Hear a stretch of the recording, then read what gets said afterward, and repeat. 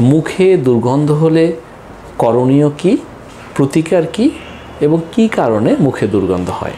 সম্মানিত দর্শক, আসসালামু আলাইকুম ওয়া রাহমাতুল্লাহ। সকলকে জানাচ্ছি Faraji dental and research centre বনশ্রীর প্রধান শাখা, উত্তরা শাখা এবং মিরপুর শাখার পক্ষ থেকে আন্তরিক মোবারকবাদ এবং শুভেচ্ছা। আজকে আমরা যে বিষয় নিয়ে আলোচনা করব তা একটি অত্যন্ত গুরুত্বপূর্ণ বিষয়, আর বিষয়টি হলো মুখে দুর্গন্ধ হলে করণীয় কি, প্রতিকার কি এবং কি কারণে মুখে দুর্গন্ধ হয়। আমাদের সাথে আজকে আছেন ফরাজি ডেন্টাল অ্যান্ড রিসার্চ সেন্টারের সম্মানিত senior medical officer doctor Ophelia বিনতে আয়ুব সিনথিয়া। আসসালামু আলাইকুম ম্যাডাম, কেমন আছেন আপনি? আলহামদুলিল্লাহ, ভালো আছি। আপনাকে অসংখ্য ধন্যবাদ এত সুন্দর একটা প্রোগ্রামে আমাকে আমন্ত্রণ জানানোর জন্য। সম্মানিত ডক্টর, আমরা একটি বিষয় খুব গভীরভাবে দেখি যে অনেক পেশেন্ট আমাদের কাছে আসে এবং বলেন যে তার মুখে দুর্গন্ধ হচ্ছে। প্রথমত আপনার কাছে জানতে চাওয়া যে মুখে দুর্গন্ধ কেন হয়? মুখে দুর্গন্ধের অন্যতম একটি প্রধান কারণ হচ্ছে জিঞ্জিভাইটিস বা মাড়ি প্রদাহ। খাওয়া দাওয়া থেকে দাঁতের উপরে আমাদের একটা হালকা আস্তরণের মতো পড়ে, যেটা আসলে 24 ঘন্টার মধ্যে যদি আমরা ব্রাশ না করি তাহলে সেটা পরিষ্কার করা সম্ভব নয়।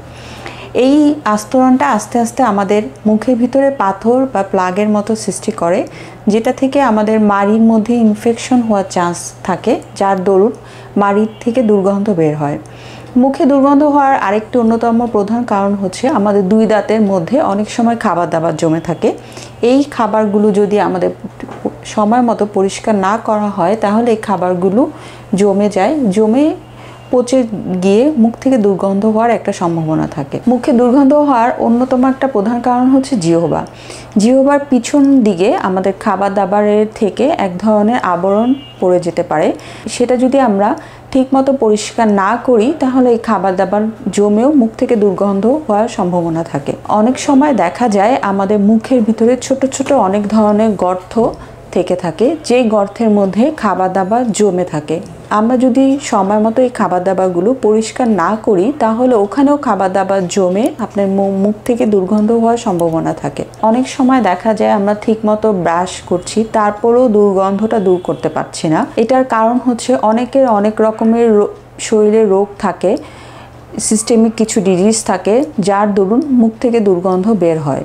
আমরা মুখের মধ্যে অনেক সময় আলগা দাঁত ব্যবহার করে থাকি, যেটা আমরা ঠিকমতো পরিষ্কার পরিচ্ছন্ন করি না। অনেক সময় এখানে খাবার দাবার জমেও দুর্গন্ধ হতে পারে। তাছাড়া অনেক সময় অনেকের মুখে অনেক ধরনের ফিলিং থাকে বা আমরা ক্রাউন করে থাকি। এই ফিলিংগুলো যদি কোনো কারণে লিকেজ হয় বা ক্রাউনের মাঝখানে যদি খাবার দাবার জমে থাকে, এগুলো থেকে খাবারটা জমেও মুখ থেকে দুর্গন্ধ হওয়ার সম্ভাবনা থেকে থাকে। ধন্যবাদ ম্যাডাম, খুব সুন্দর করে উত্তর আমরা জানলাম। আরেকটি খুব গুরুত্বপূর্ণ বিষয় যে মুখে দুর্গন্ধ, এতে কি অন্যান্য রোগের সাথে এর কোনো সম্পৃক্ততা আছে কিনা? যেমন অন্যান্য আর কোনো রোগ হলে এই মুখে দুর্গন্ধটা বৃদ্ধি পায়? যেসব রোগের কারণে মুখে দুর্গন্ধ হয় তার মধ্যে গ্যাস্ট্রিকের সমস্যা, কিডনির সমস্যা, অথবা সবচেয়ে গুরুত্বপূর্ণ হচ্ছে অনেক সময় দেখা যায় ডায়াবেটিক্সের সমস্যা থাকলেও বা আমাদের শরীরে অনেক রকমের সিস্টেমিক ডিজিজও আছে, এগুলো থেকেও মুখে দুর্গন্ধ হওয়ার একটা সম্ভাবনা থেকে থাকে। ধন্যবাদ ম্যাডাম। বাজারে এখন অনেক ধরনের পেস্ট বিক্রয় হয় এবং আমরা অনেক ধরনের পেস্টই ব্যবহার করি। সেক্ষেত্রে মুখে দুর্গন্ধের সাথে এই পেস্টের কোনো সম্পর্ক আছে কিনা বা